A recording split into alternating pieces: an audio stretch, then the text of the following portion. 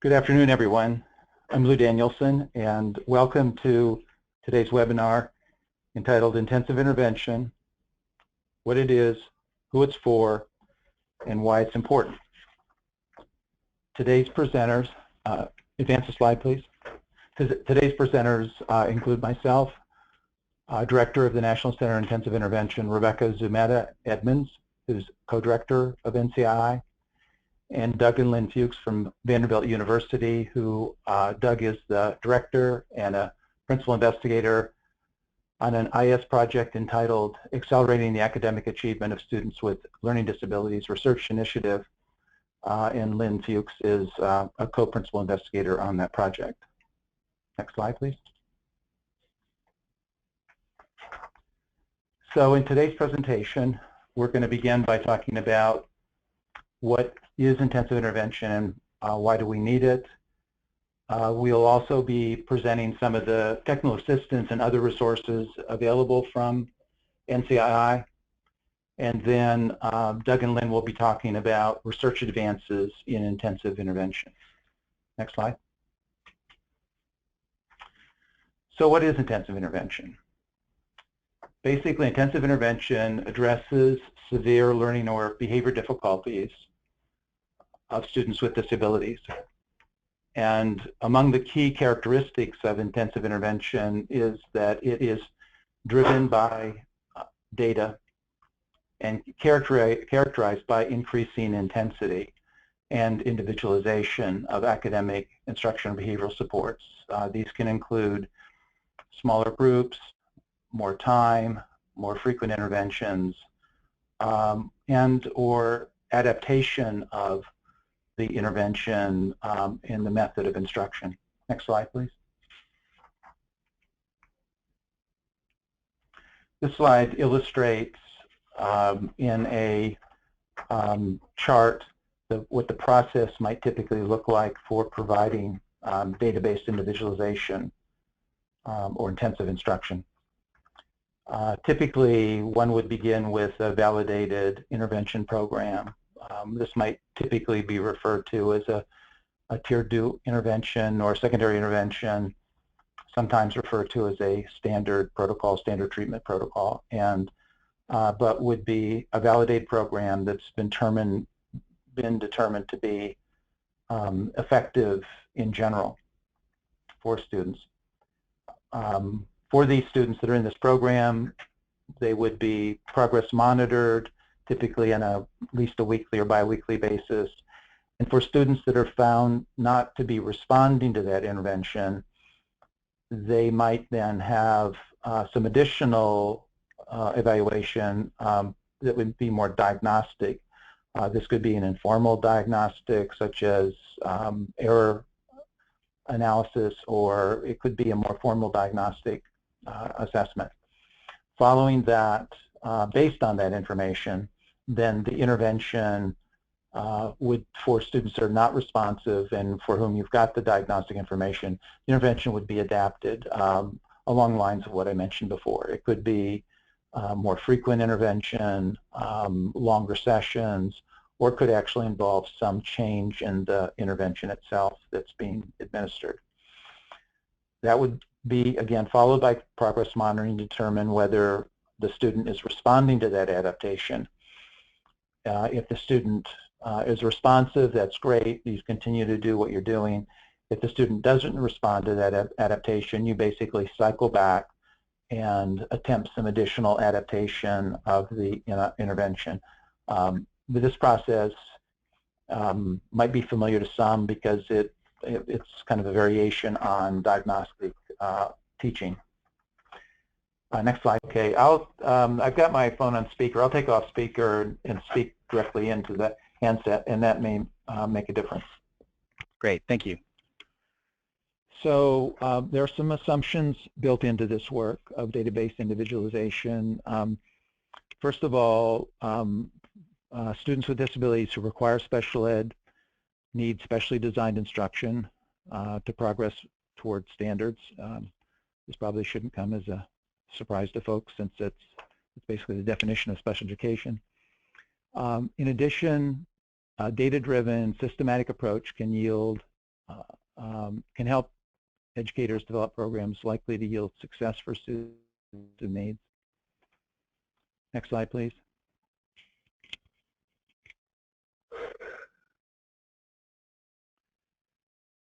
DPI is different and more intensive compared to what's sometimes regarded as primary prevention or Tier 1 or core or secondary prevention Tier 2,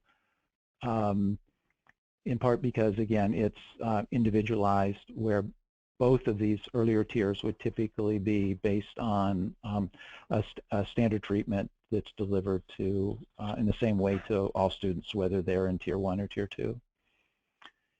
And additionally, DBI is based on a long-standing program of field-based randomized control trials, and it's been demonstrated to be effective in reading, math, spelling outcomes compared with business as usual in special education. Next slide, please.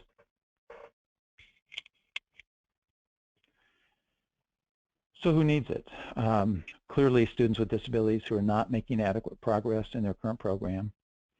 In addition, other students who present with very low academic achievement or high intensity or high frequency behavior problems, and students in tiered intervention programs who have not responded to secondary intervention programs that were delivered with fidelity. These, what we found in our experience, that these are often students who have already been identified as students with disabilities, but in some instances, there are students that meet these criteria that have not been identified with disabilities.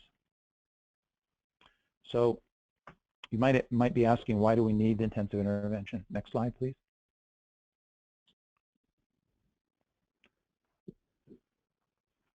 So many people may be aware of these data, but what we've seen for basically the entire period, going back to '98 when the National Assessment of Educational Progress first began reporting data for students' achievement, that students with disabilities have right around 10% have been proficient or above, and this number really hasn't changed very much over a period of now nearly 17 years. So there's been a great deal of concern about how what can we do to accelerate achievement for students with disabilities. Next slide, please. We know from a large body of research that these validated Tier 2 programs, even when implemented with fidelity in a research context, that there's 3 to 5% of students who really are not responding sufficiently and really need more help. Among the things that these students need, we know from a body of research, is that students with intensive needs often require 10 to 30 times more practice than peers. In addition, we know from some of the research, particularly research Doug and Lynn have done, often these students also require, in addition to more practice, adapted interventions as well. Next slide, please. So we believe it's particularly important at this point in time that this intensive work be scaled on a much larger level.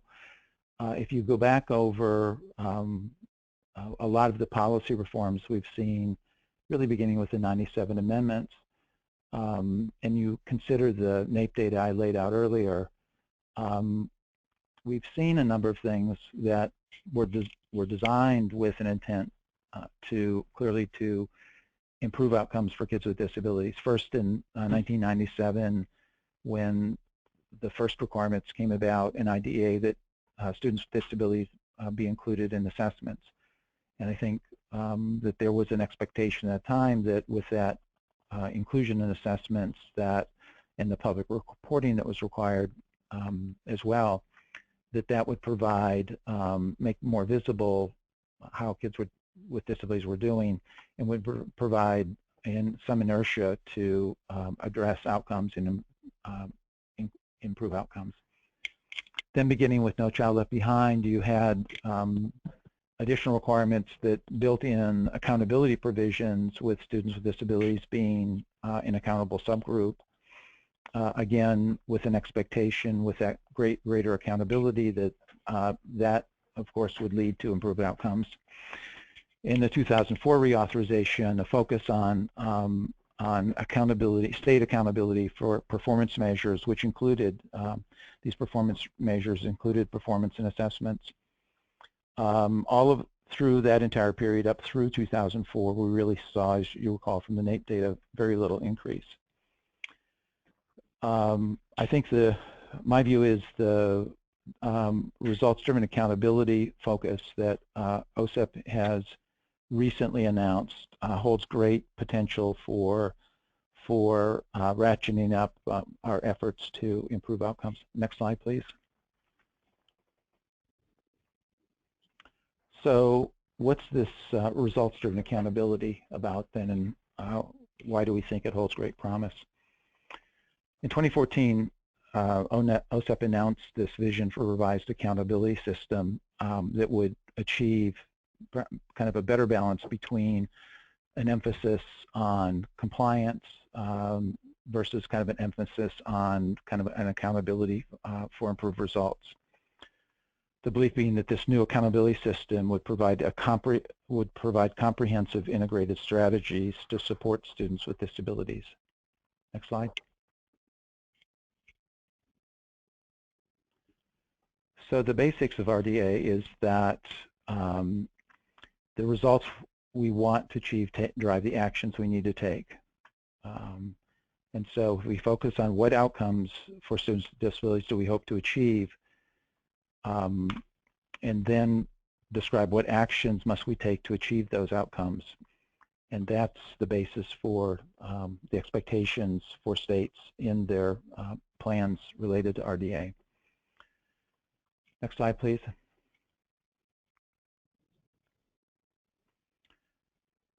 Meeting RDA goals will require a focus on improving, at the end of the day, a focus on improving instruction and intervention. And states will be, I would say now are, in need of support in how to provide intensive intervention for the kids who need it the most. And this, of course, includes evidence-based intervention strategies, assistance in overcoming implementation challenges that exist potentially at the state level, at the district level, at the school level, even at the teacher level, and making connections to other state and district initiatives that may also support improved outcomes for students with disabilities. Our belief is that RDA work holds, as I mentioned before, great promise in helping to, I think, creates an incentive for states to work with us to attempt to scale the work we've done in the intensive center. Next slide, please. So this chart kind of illustrates, hopefully, much of what I've talked about, makes clear some of the distinctions between the tiers of instruction that might exist within MTSS, and especially what this most intensive tier looks like. Is typically instruction intervention would be individualized based on student data. Group sizes could be as large as 3 students, although, of course, it could include a single student. Progress would be monitored at least weekly. In the populations of students served, there are those with significant and persistent learning needs. In the way that that gets operationalized in this is that these are students who really are not responsive to high-quality primary and secondary interventions that are delivered with fidelity. So I'm going to hand it off now to Rebecca, who's going to talk about some of the technical assistance and other resources that are available through the National Center of Intensive Intervention. Rebecca? Great, thank you, Lou. Welcome all. So we wanted to just give you a little bit of information about the kind of work that the National Center on Intensive Intervention does and how it may be of assistance to our broader stakeholders in the field. So we are just wrapping up the end of a 5-year round of funding that ended actually the end of September, and we are starting a new round of funding that will fund us through 2021 to operate the center. And that's really exciting for us because it's really going to allow us to continue to expand our work to different audiences and build upon what we have spent a lot of the last 5 years developing and learning from. In the last 5 years, our focus has really been working with school districts and schools, intervention teams in schools that are wanting to take on implementation of intensive intervention, or in some contexts, what they would call like a tier 3 of an RTI or an MTSS or PBIS model.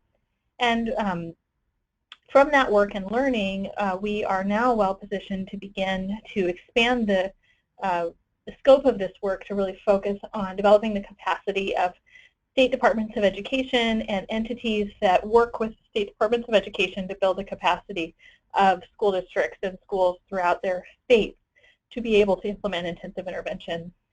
We are also expanding our work to in-service and pre-service teacher preparation programs through partnerships with some of the other Office of Special Education Programs grants, and then also through a subcontract that we have with the University of Connecticut to create some online course materials that we hope to make available within the next year or two to other institutes of higher education who are interested in embedding some of this kind of content into their coursework. So we've had some opportunities for some exciting partnerships there, and we'll look to continue those through the next 5 years. We've also, through this work, gotten to work with CEDAR, which some of you may know, which is a personnel preparation-focused center that the Office of Special Education Programs funds. So our reach in this new center is really expanding to a broader notion of capacity and developing the skills of people who are working with local education agencies and schools to be able to support implementation of intensive intervention. Next slide, Nick.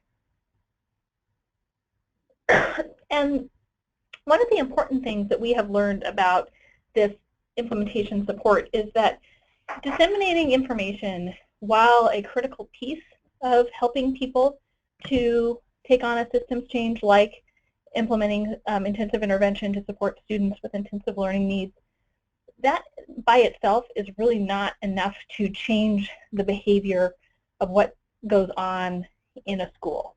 So while we have developed a lot of content around what the intensive intervention process and database individualization is, that concept of developing knowledge and skills is only one part of how we approach capacity development.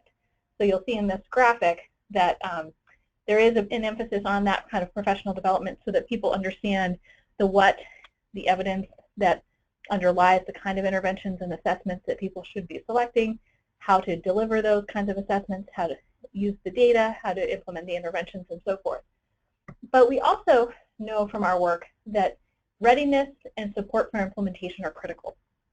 And by that we mean when we go into a site to work, we want to make sure that they are ready to take on the initiative so that they understand that this is more than just a one-day training or somebody coming out a couple of times to work with them, but really it's an ongoing commitment to improving the kind of services the student population that intensive intervention is intended to target receives, helping them understand how this could fit within their other initiatives, their goals, the areas where they feel they need to make improvement, so that they understand how this can help them accomplish what they need to. So again, that results-driven accountability that Lou was talking about earlier can be a really important leverage point, because that does suggest that many states are taking on a broader goal around improving literacy or math outcomes for students with disabilities.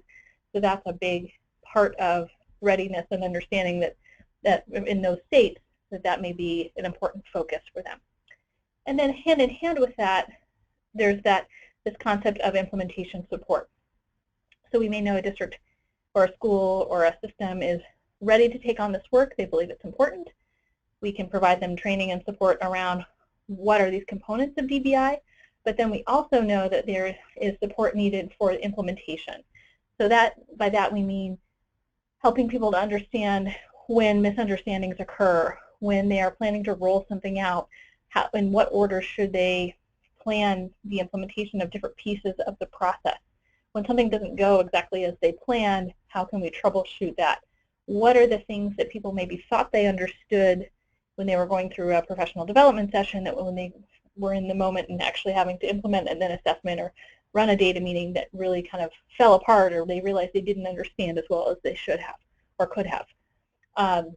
That is kind of where the implementation support comes in, and we see that as a very ongoing relationship that also embeds not only the support in the moment, but also looking at progress of the sites that are implementing formatively to help us understand how can we provide support to address barriers that individual sites may be facing.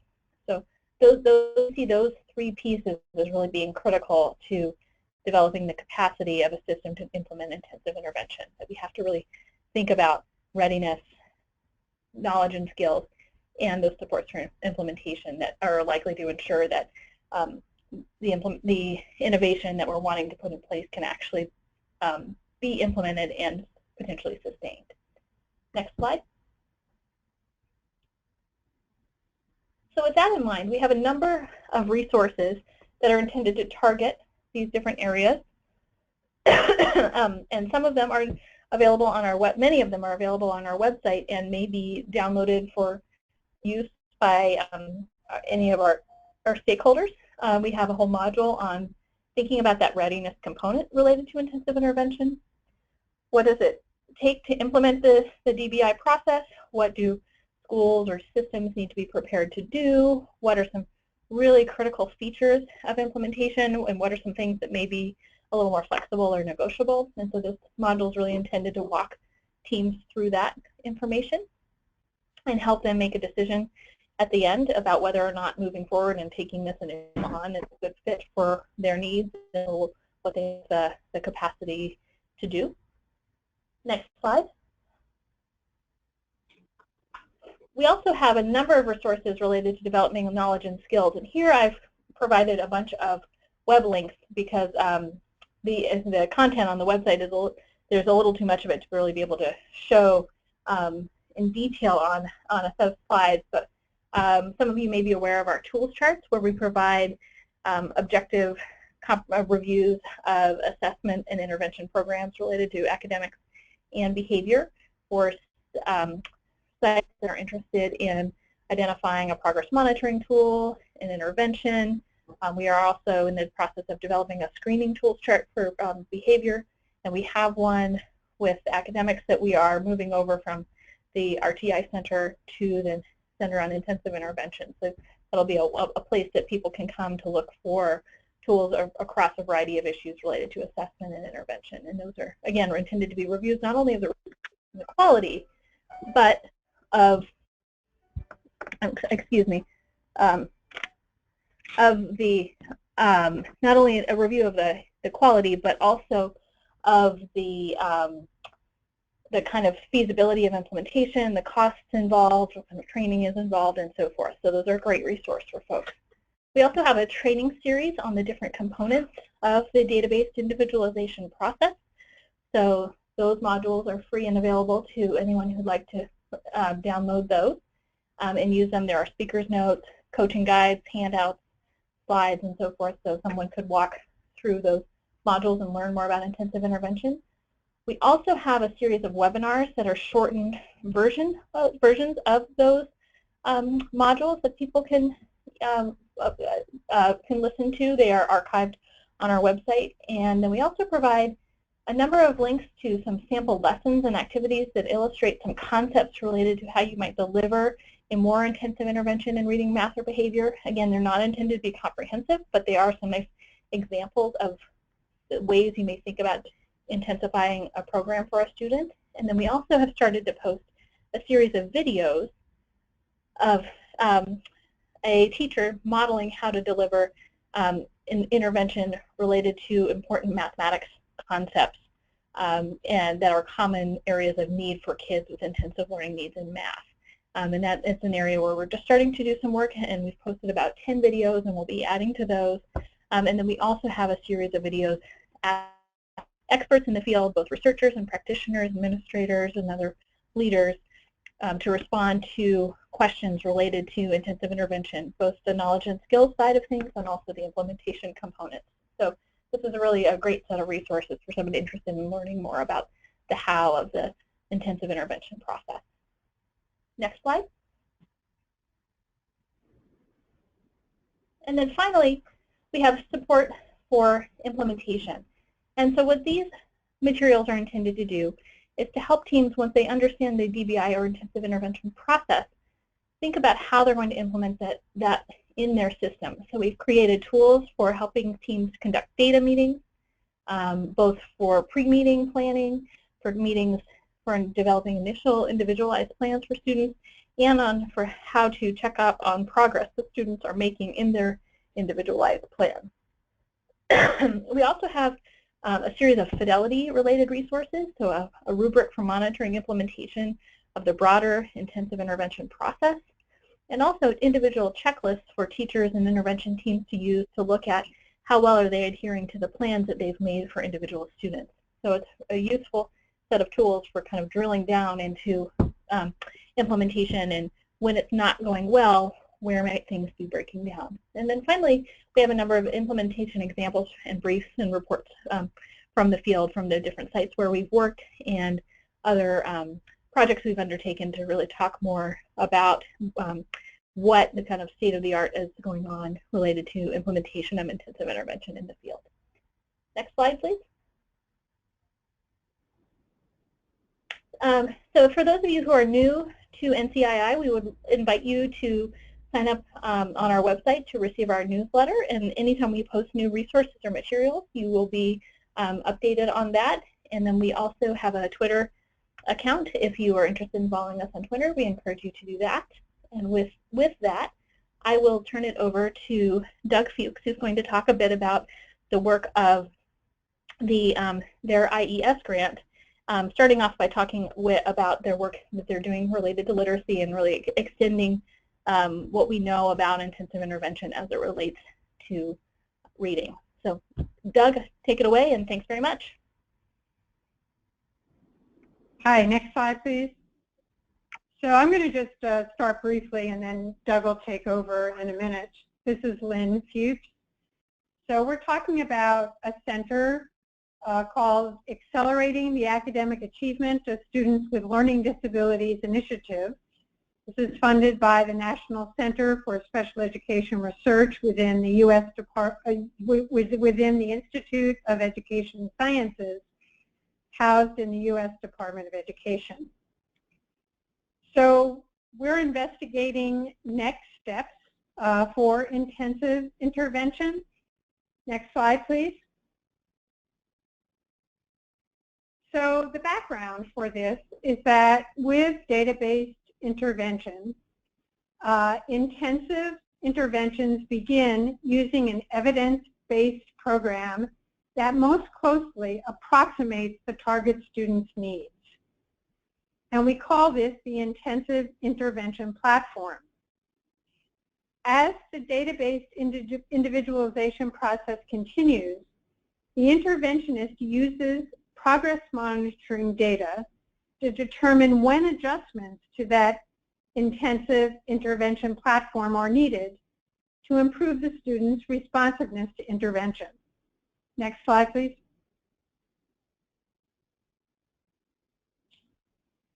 Now, intervention platforms that address the widest range of student needs with the strongest effects will decrease the number of program adjustments needed within the DBI process.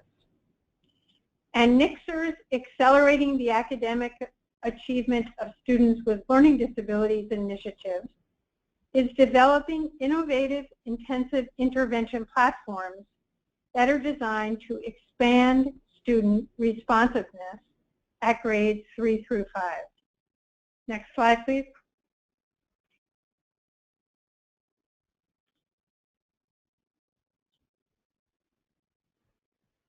So, hi everybody, this is Doug Fuchs. So these intervention innovations that Lynn and I and our colleagues are trying to develop as part of the NCII research initiative on intensive intervention focus on critical challenges that students experience when transitioning from primary to intermediate grades. In reading, we are developing programs to help children read and comprehend informational text. And in mathematics, the focus is on fractions and pre-algebra performance. These interventions are meant to broaden the comprehensiveness of the instructional approaches, and they incorporate skills, strategy, and knowledge. We explicitly teach for transfer, and we embed instruction on language comprehension and executive function into the academic skills instruction to further further try to make the interventions in reading and math comprehensive and robust and more successful for a greater number of kids. Next slide.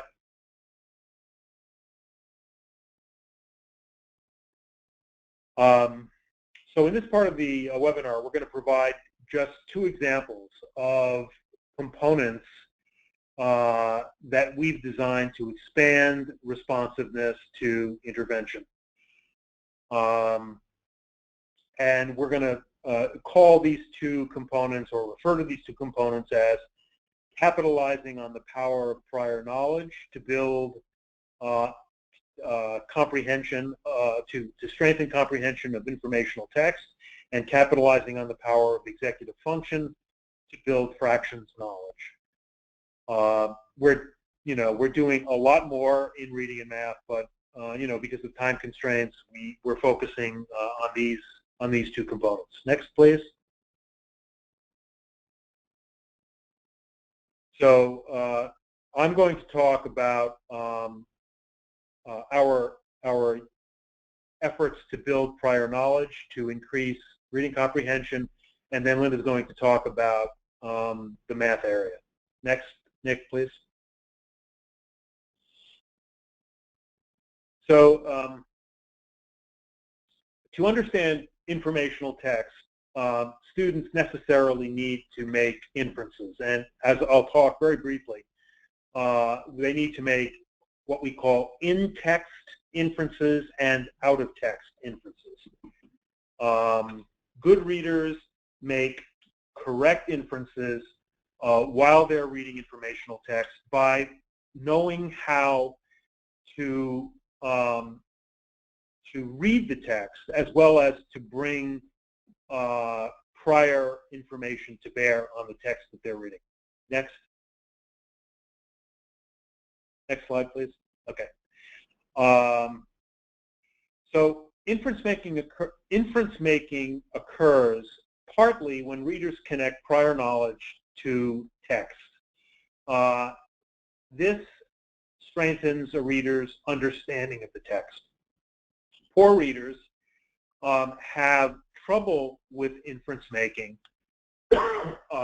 while reading because they may not know how to make inferences, especially within text or in-text inferences, like, for example, understanding, being able to clarify antecedents, vague and perhaps slightly confusing antecedents, as well as not having the prior knowledge to draw on. And we work with many children who come from communities where kids are competent in many ways, but sometimes do not have the necessary background knowledge to read, especially informational text, successfully. Next slide.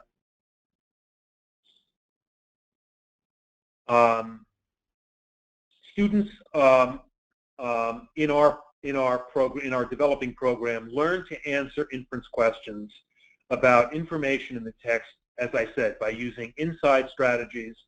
And you can see in the insert entitled "In or Out Strategy." We provide specific strategies for understanding, clarifying antecedents, as well as for understanding questions about text by looking for keywords in the text and then looking for those same keywords. Looking for keywords in the questions and then looking for those same keywords in the text themselves.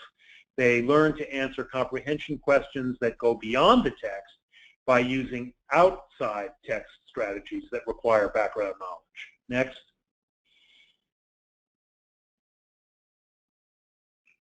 So here, as an example, is a small portion of text.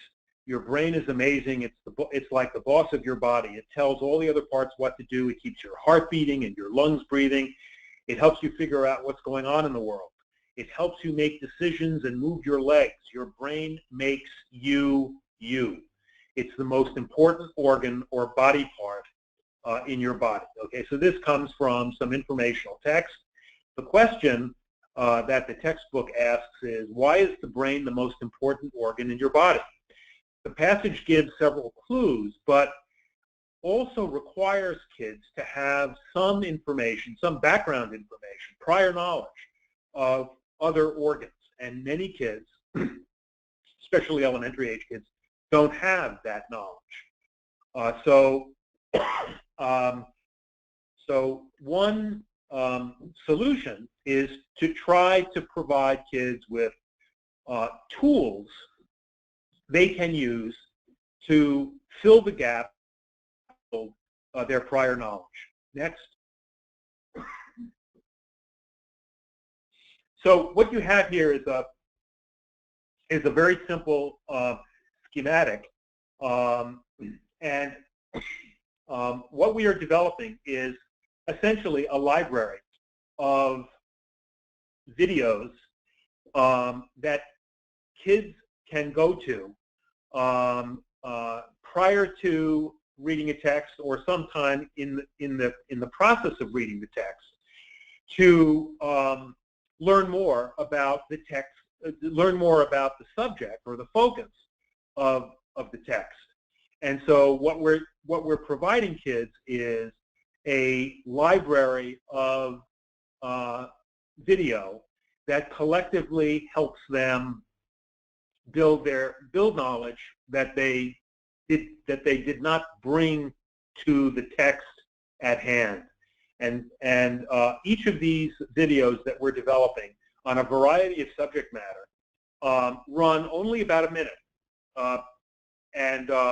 And we're going to go and we're going to, if you would click on the link in the chat area, you will be able to download the section entitled "Why Do You Need a Brain?" So maybe you could switch to the next slide. So what you've seen again is just about a 1-minute segment of a video that tries to provide kids with information about their brain that presumably they did not have coming to the text. So we're using this to fill in gaps in their prior knowledge, to try to engage them, energize them with respect to the text at hand, and we see this as potentially as a very interesting way of giving kids, facilitating a process whereby kids can build their own background knowledge on focused subjects. So building background knowledge added to building vocabulary words and sensitizing kids to text features and special words that they see in text that may be italicized or bolded or capitalized, teaching them main idea strategies, and so forth. All of this is a multi-component package, and one important component of which is building background knowledge. And with that, I'm going to hand it over to Lynn. Next slide, please. So we're going to switch gears and talk about math, and to illustrate some of the innovations that we are incorporating into comprehensive interventions within the Nixler Center. We're going to talk about capitalizing on the power of executive function to build fractions knowledge. Next slide, please. So with the executive function intervention component, students complete a fractions super challenge, which is a form of CBM, curriculum-based measurement, every other week. And students use performance feedback from the biweekly CBM to track progress, set goals, and help determine the direction of their own programs. So students also learn about grit, about the ups and downs of working hard toward math goals, and about transferring what they learn during intervention to math work that occurs in their classroom and even outside of school. Next slide, please. So let's talk about the super challenge for a few minutes. Each super challenge includes every fraction skill that's taught in the program at that grade level. So remember, we're at grades 3, 4, and 5. So there's a different super challenge at each grade level, but within each grade level, every super challenge is an alternate form of equivalent difficulty. So the problem types on every alternate form that occur every other week, every other test, the problem types are the same, but the problem for every skill on each alternate form is different. This is like CBM, curriculum-based measurement. The problem types on each super challenge are presented in random order, and the students use the super challenge graph scores and skills profiles to track their progress and set goals. Next slide, please. So here's what a super challenge looks like. Like I said, each grade level has a different set of problems that reflect the content at that grade level. And every super challenge has 20 problems on the front and back of the same page. This is page 1 of the 3rd grade super challenge. Next slide, please. After every super challenge, this interventionist scores every student's performance in the group right then and there. And students use the graph to track how much and how well they're improving. And you see that in the blue dots on the super challenge graph. And their goal, as indicated at the top of the graph, is to beat their highest score on each super challenge. Next slide, please. At the bottom of the super challenge graph, the child sees what we call the skills profile, which shows the difficulty level of every skill group on the super challenge. The green ones mean that that skill has been taught already and has been practiced. The yellow means that that skill was recently taught, and the red skill means that that skill hasn't yet been taught. And as the weeks progress, more and more skills, you can see there's less and less red and more green, indicating that when different skills are taught across the intervention period. When students get all problem types in a skill group correct, they earn a check mark for that skill group. And check marks allow the student to track progress in their skill groups over time. Next slide, please. When the interventionist scores the student's performance on each super challenge, there's an overlay that helps the children see which problems they got right and which problems they did not get right, and how that corresponds to whether that skill has been taught in the program yet or not. So it helps the children make sense of their performance. Next slide. There's also what we call Super Solvers homework. That's part of the executive function program. So students complete homework sheets following every intervention session, but they get to select the homework sheets they want to do in order to target the problem types that they want to improve on. So each homework sheet also includes a trick problem, which, and you see that on the top right, which directs them as they're working through these problems. They need to be on the outlook for a problem that's not the same problem type as the other problems on the sheet. And then down at the bottom in the lower left-hand corner, there's a help card that the student can use only if the student needs it to help them learn how to complete the problem or check their work. Next slide.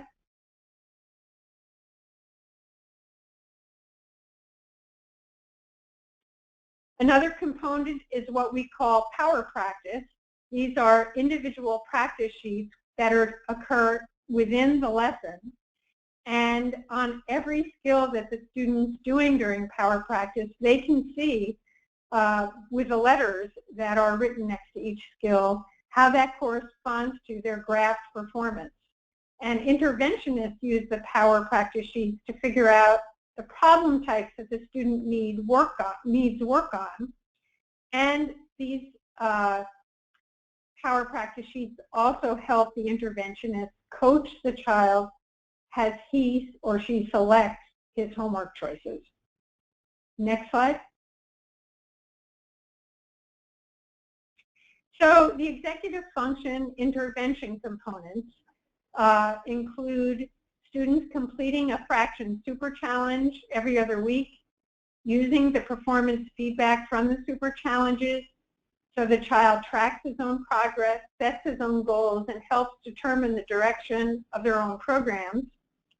And embedded in all of this is teaching the child about grit, about the ups and downs of working hard toward math goals, and about transferring what's learned during intervention to other math work in and out of school. Next slide.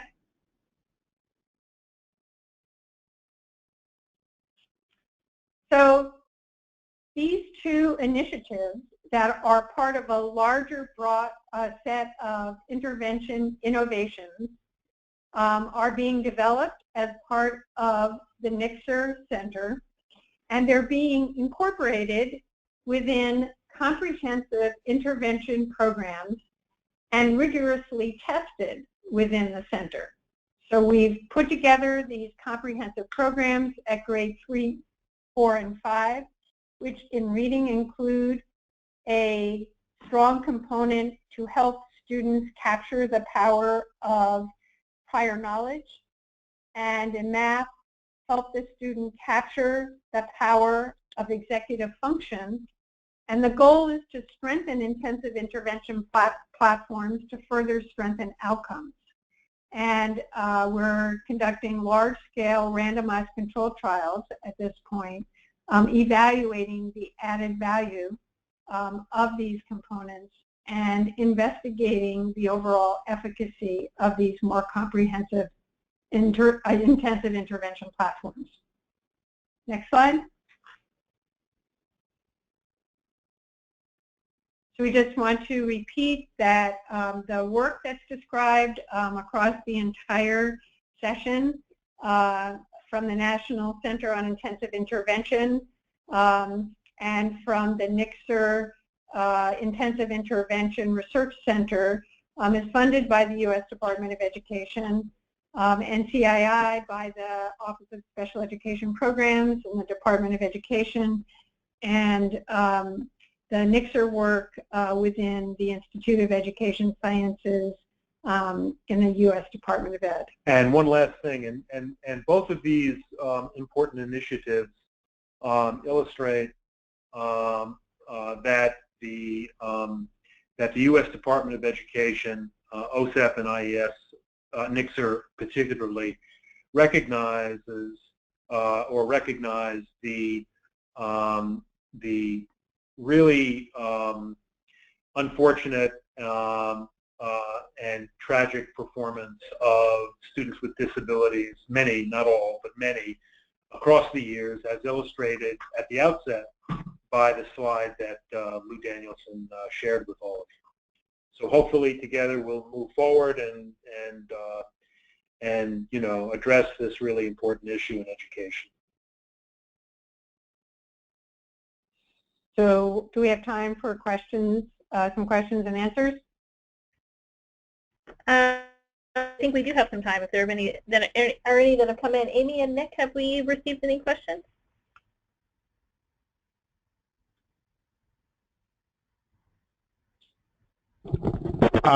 Rebecca, we currently have not that have gone unanswered, but I think if we take the opportunity, people can feel free to submit questions into the question box in your control panel, and we'll try and do our best to answer them as they come up.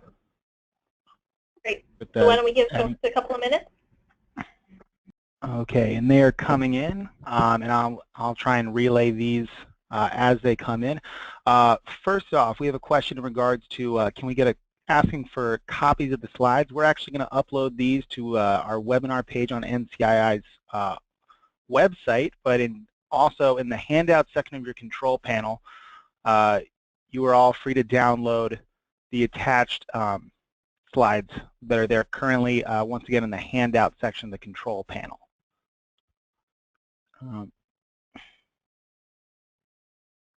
Let's see, let's get some other ones. We've also had a question about the availability of math CBM worksheets that were addressed, and if so, if they are available, where are they housed, and if they are not, I mean, how would practitioners be able to get their hands on them? I think the best thing would be for people to contact Lynn Davies, whose email address is lynn.a.davies, D-A-V-I-E-S, @vanderbilt.edu. Great, thank you. And we also had a question from, sorry if I mispronounced your last name, Sally Orme, and her question is whether that you expect that providing background knowledge will assist students in learning the particular passage or that improves their reading comprehension more broadly.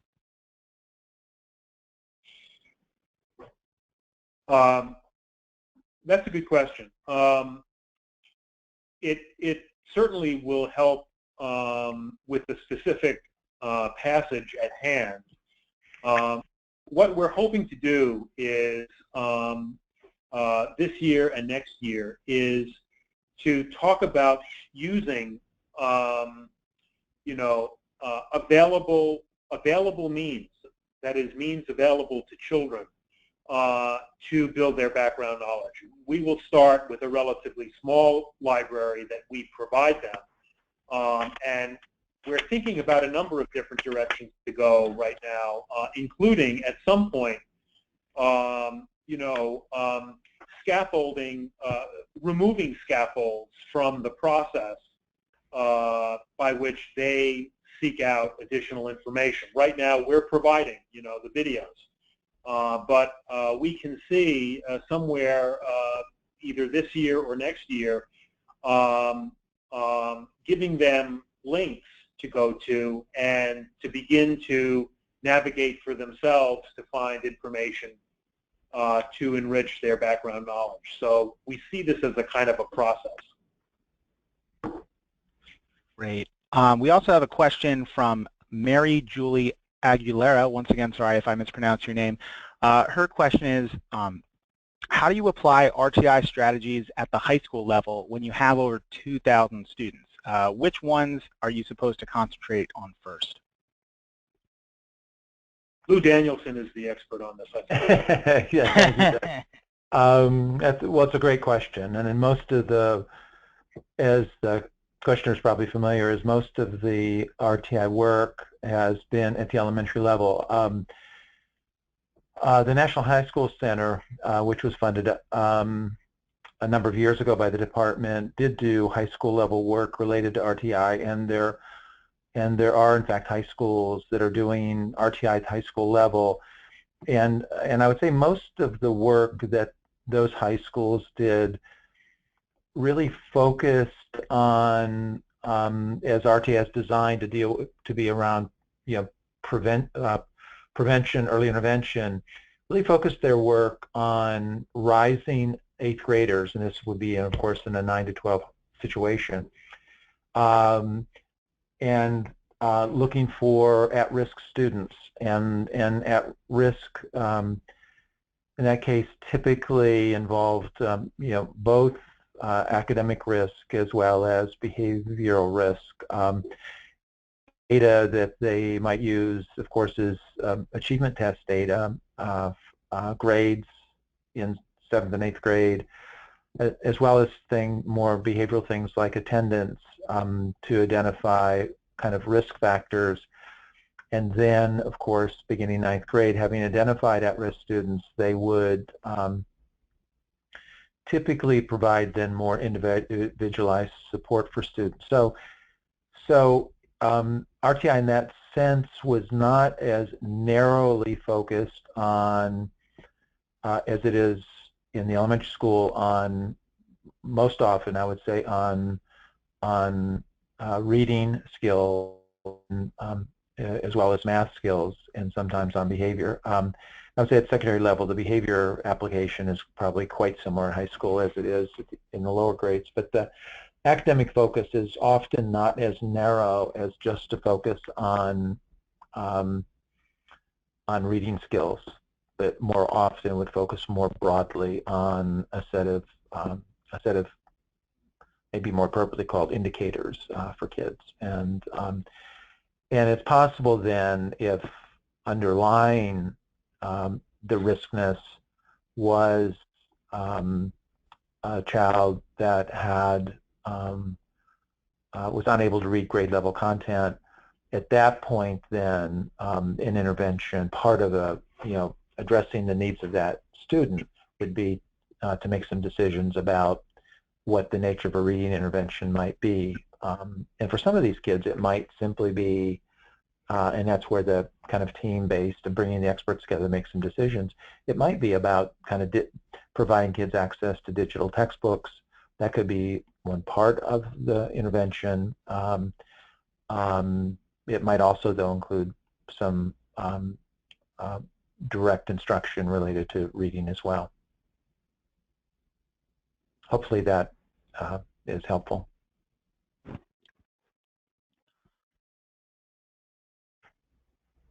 Great.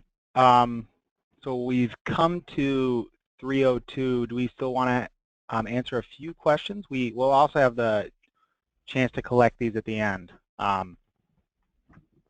Nick, why don't we take one or two more, and then we can do any that are left we can respond to in writing and post later. Okay, great. Let me just find one.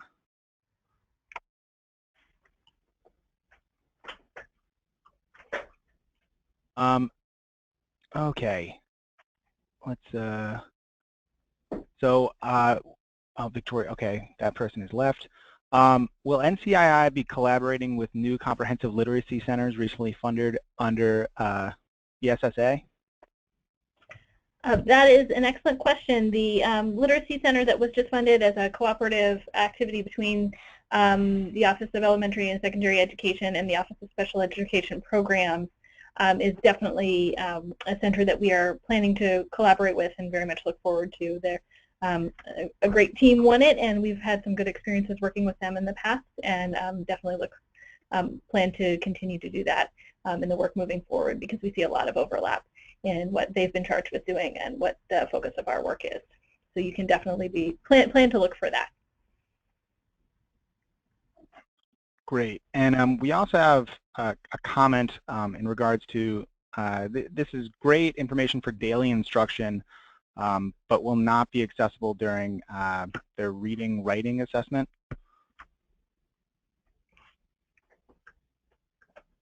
And so I think I'm not sure I understand the nature of that question, but this really is about how to provide kids intervention to help them develop the kind of skills that they would need to be able to perform better on those kinds of assessments, but it really isn't specific to the kinds of accommodations that may be provided to students as part of testing. That is still governed by the way the student's IEP is written.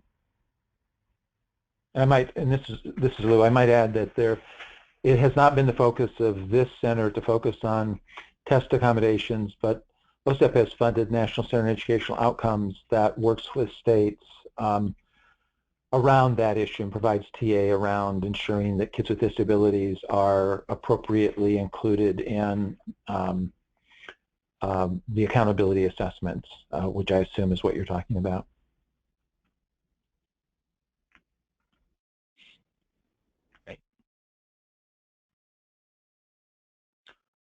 And so we had a few questions that also talked about those state-based tests, but I think, Lou, you just kind of answered those questions all in one go.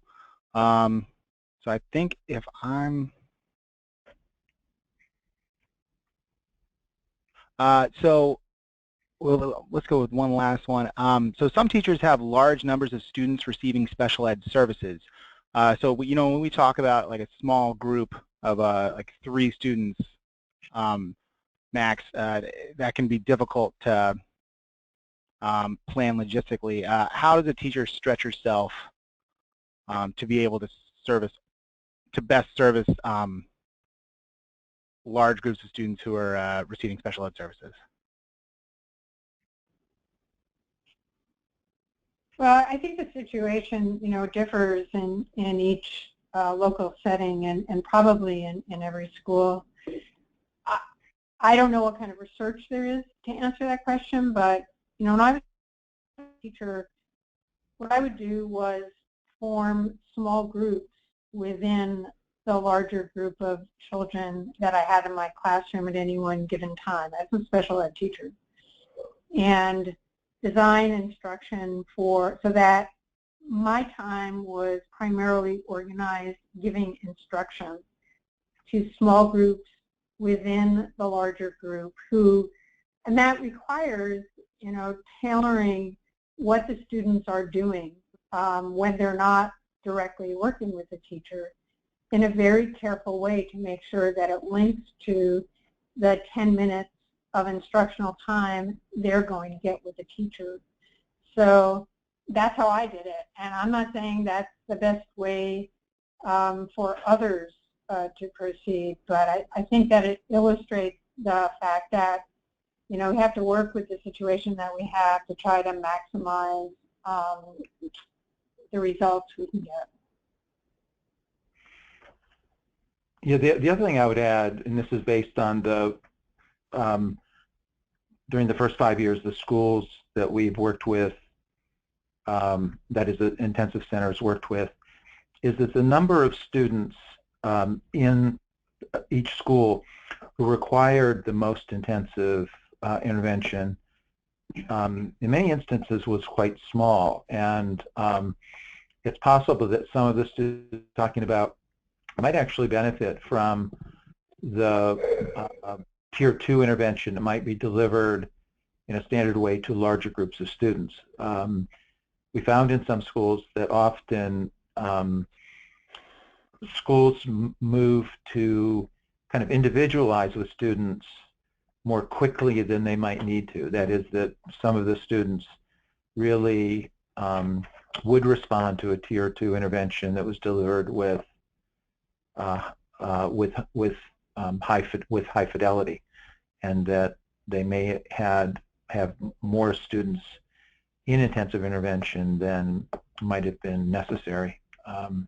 I'm not suggesting in the questioner's case that was necessarily true, but that was one of the things that we noticed in some of our sites.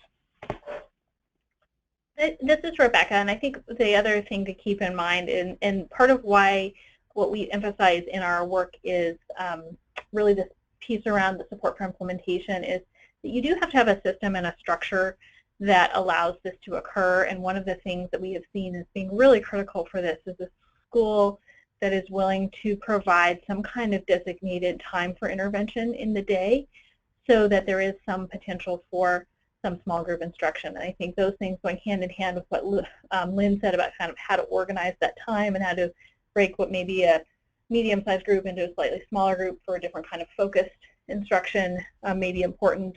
But we see that those kinds of systemic features as being really critical to making this happen, because the teacher can know what she needs to do, but if she doesn't have the capacity to do it within the context of her day, that can become very difficult, and there does have to be a commitment of the system to trying to figure out how to make that work. And so that's a big thing that we work with teams and systems on figuring out how to do in their context when they take on trying to implement an intensive intervention system.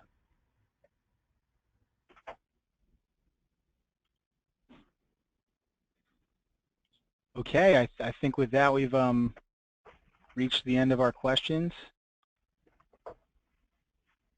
Right. So we can cancel or end the webinar. Okay, well, thank you all very much for joining us and taking the time to learn more about intensive intervention from the center, and many thanks to my co-panelists for being willing to present with us today.